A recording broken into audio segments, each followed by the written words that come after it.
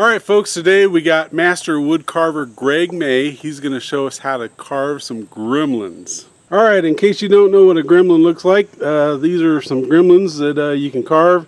Some of these have got a little bit of paint on them. This one here is made out of a different wood. All these are basswood, right? Except for... Yeah, this is butternut. Butternut. So that's out of a piece of butternut. And today we're going to be using basswood, right? Correct. So my name's Greg May. I've been carving for approximately 12 years. Recently, as far as probably late last year, I came across an article in Woodcarving Illustrated, I think it's summer of 2013, that had a way to carve gremlins. It's what they're called, so that's what I'm calling them too. I can't remember the author of the article, but I would give him credit for coming up with the idea. I've taken it and had a lot of fun with it and really enjoy carving them. So what I want to do today is kind of show you how I go about carving them. And hopefully you can learn some tips that you might be able to give it a try. And I encourage anyone who sees some of these to just give it a try. They're not as hard as you think at first. You just kind of wing it. And they go kind of quick. Even a new carver should be able to carve these in at least a couple, maybe 3 hours. If you're going to be even more careful, I can usually carve one in about an hour. So hopefully this will give you some ideas on how to proceed on your own. So this is what you'll end up with once you're done carving on the end of the stick. One of the reasons for carving on the stick is it gives you something to hold on to where you're not aiming sharp tools at anything other than the piece you're carving on. Not to say that you still can't hurt yourself, because as long as you're working with sharp tools, that's always the case. So obviously a safety tip is be comfortable with the tools that you're carving with, because the danger of cutting is always there. And take your time as you go. Obviously people in a hurry tend to actually cause accidents. So this is not necessarily the one I'm going to do, but I just wanted to show you how the final result looks. We're going to try something different. And I usually kind of give myself a little bit of flexibility to not know exactly what's going to come out until everything's said and done. But a lot of the basics are going to be here. He's going to have the hat that you can see here. He's going to have the ears very much like this. He's going to have a nose, and the expression is what's going to change. Probably going to put hair behind on the back side of him. And as the original pattern kind of went, the feet are on the sides. So you kind of get an idea. And if you can look up the article in Woodcarving Illustrated, you can see a little bit more kind of the general idea of the carver who put the article in, and not necessarily how I do it. But as I've found in wood carving, everybody does something just a little bit differently. So hopefully this gives you some ideas. And here's another one where I've actually been carving on both ends of the stick. Here's one where he's kind of roughed out, ready to go. And here's another one who's a lot further along. And the idea is that potentially he might end up being the king of the chess set someday. So just ideas.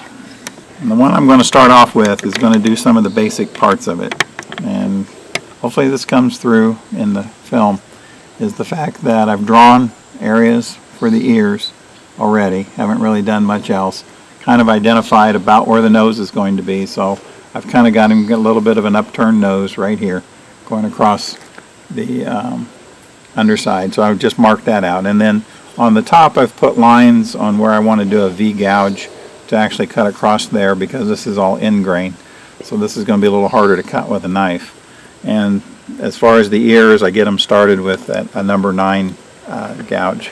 So let's get started. One of the easiest things to do is start off with a number 9 gouge. And this is, I can't even remember how wide it is, but you know, whatever works.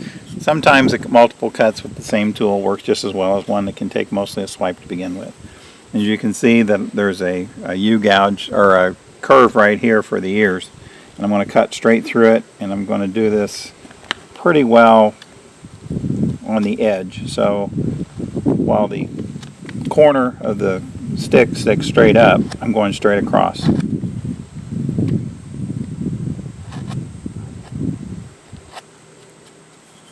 And now that's the inside of the ear. It's at least a start, and you can always reform it, shape it a little bit more later.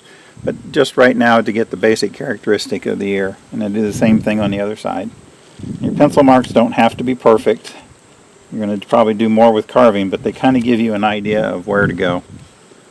So right now this is what we've got. Basically cutting straight through, going straight back from the front, taking that inside out of the ears. Next thing to do is to separate the ear at the top. And for that I'm going to use a V-gouge, and I've drawn a couple lines to go straight back from those. And while this isn't going to be anywhere near a final cut, this is to get everything kind of started.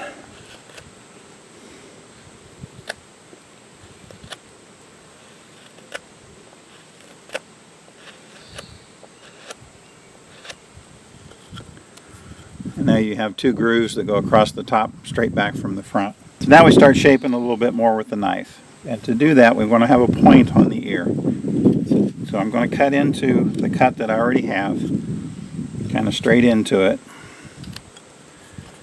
and then cut down. This is going into the grain, so a sharp knife is mandatory when you do that, because otherwise you'll want to split the wood and tear it and all kinds of other undesirables. This is the back of the head, so we're going to take a lot of wood off right there. And this is down by the body. Oh, forgot to do one of the things I should have done at the beginning, which is give myself a limit on the bottom. So as you can see, this cut's pretty easy. The better the quality of the wood, the more likely it is to cut just like this does. So you're starting to see that he's starting to get ears. Little by little we're going to bring all those out. So I'm going to go back and I'm going to do the thing that I usually do first. But this is the first time I've gotten out of order. I'm going to go through the line on the bottom, and I'm going to use a smaller V-gouge and just basically give myself a stop mark all the way across.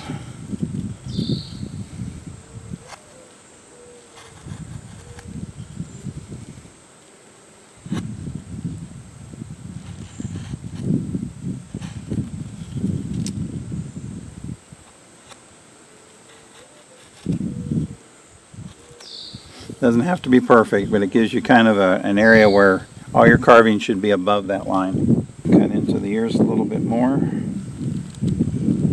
refining. Give them a little bit more of a point to them.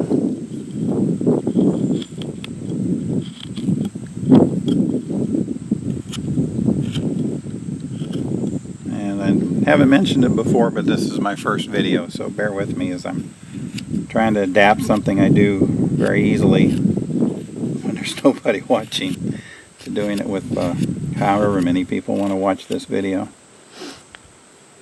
Okay, go back to my smaller gouge, and on the outside let's trim out the outside of the ear. I don't know if it's clear enough, this can be seen here, but you're just going to make another circle outside the one you start with, such that that's where you're going to guide your V-gouge coming around to do the outside of the ear. And this separates the ear from the body.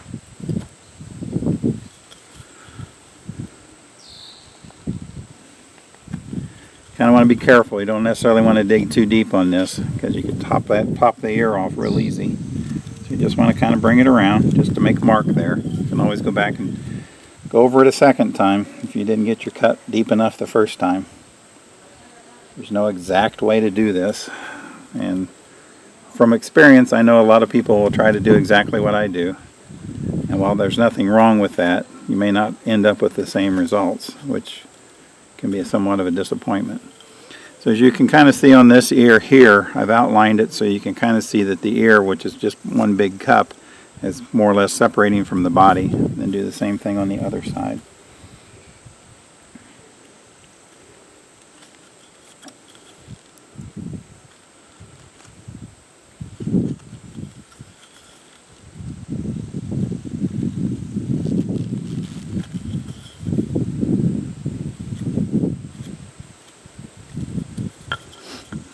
Now we're starting to show some ears, starting to see a little bit of the shape starting to form. And this is what I enjoy, is that as I'm moving forward, I may make a cut exactly where I want it, or I may not. And I may be a little bit off from what I was hoping for. But it gives me an idea on what I want to do next. So as long as there's wood, your carving isn't dead yet.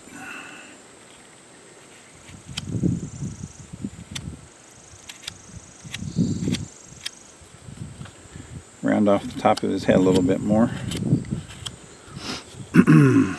Now, I tend to like to expose more of the mouth, so I tend to turn the nose up a little bit. So to do that, I'm driving a fairly deep V into the front of the head. So the nose is going to be up here, and I'm going to take off a lot of this going down so that we have an area for his mouth.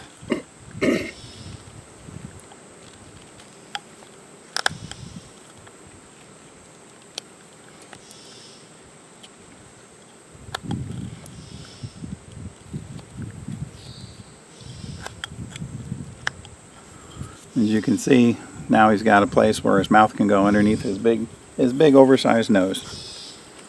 So since there is no such thing as a truly pointed nose, let's take the very sharp point off the bat and work with it from there.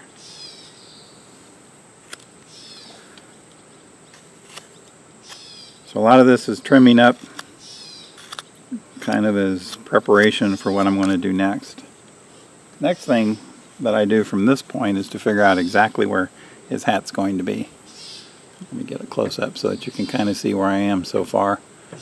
And I know from experience that there's never enough views of a picture to truly see how it is in 3 dimensions unless you're looking at it in 3 dimensions.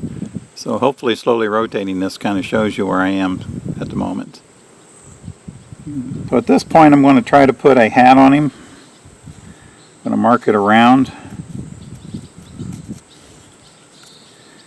It's going to slope because that's what a hat would do if it were shaped this way. So you can kind of see where I've drawn the hat in. Now in the front I went over what would be his nose, but it gives me some idea of where I'm going to have to drive down some of this height to get that cap to look like a cap. Okay, the back side will relieve this. So I just undercut where the hat's supposed to be. And be careful when you get to the ears.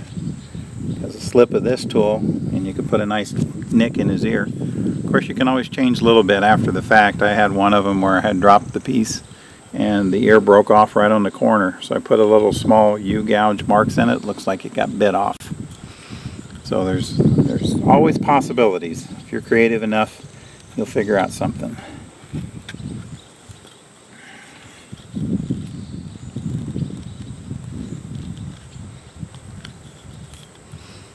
Alright, so I put 2 gouges along the side.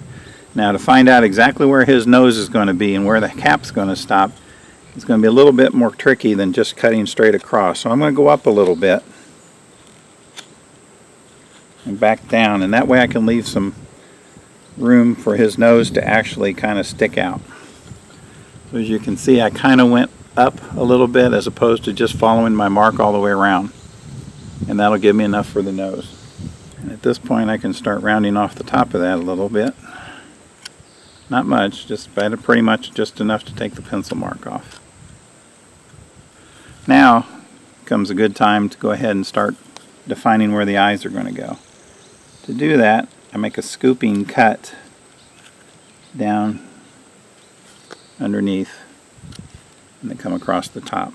And once that piece chips out, I'm starting to get some curvature to the nose.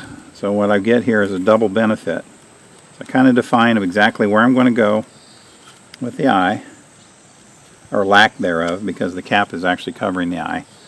So we don't have to carve any eyes. Makes life a whole lot easier for both of us. So another close-up. We're going to do the same thing on the other side. If I can match it, that's always the hard part when you do a right and a left, is you want them to match, or at least close enough. It's actually not a good way to cut. You want to control your cut so that you always know when the knife exits the wood that it'll be where you expect it to be instead of where it wants to go on its own.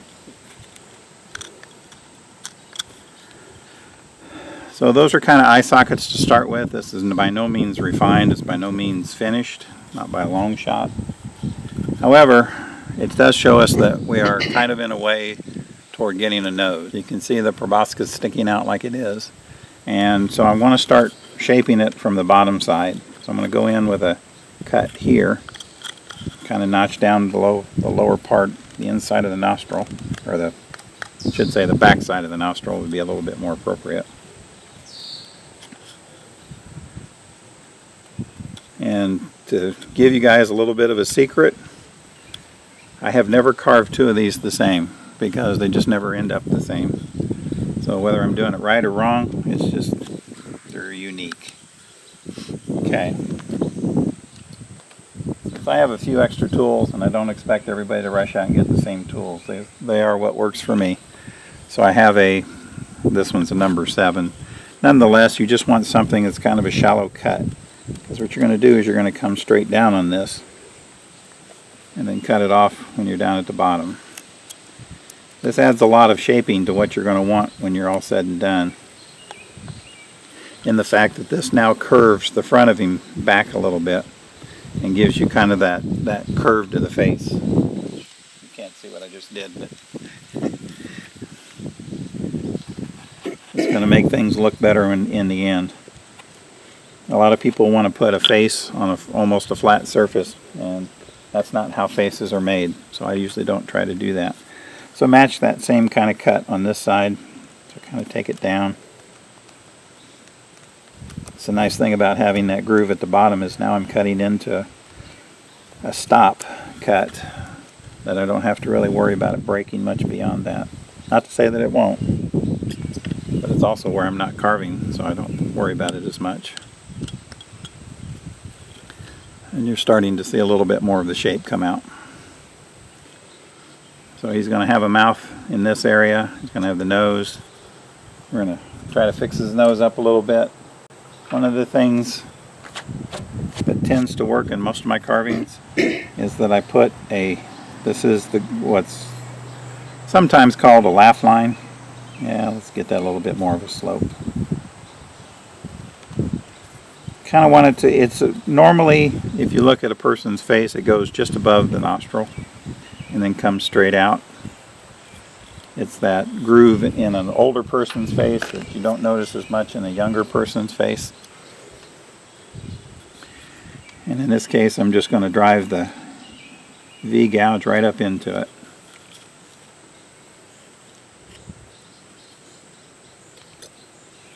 Don't worry about it chipping out at this point. You can do that with the knife, just cut it off. And now that helps kind of help define, because then you slope your knife up into that.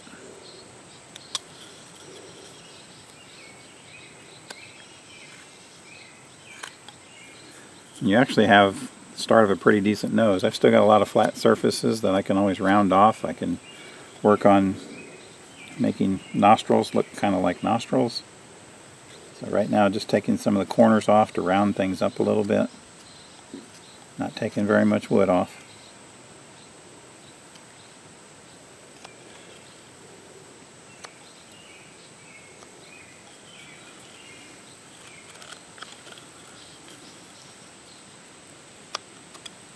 And if that's all the more you wanted to do with the nose, that's actually not too bad. So stand in pretty good. Kind of see, we'll rotate all the way around so we can kind of see everything that we've gotten to this point. Having been in a few classes and tried to figure this out on my own many years ago, every view that I could possibly get is always a good thing. So I'm going to try to give you as much as I can while I go, if I think about it.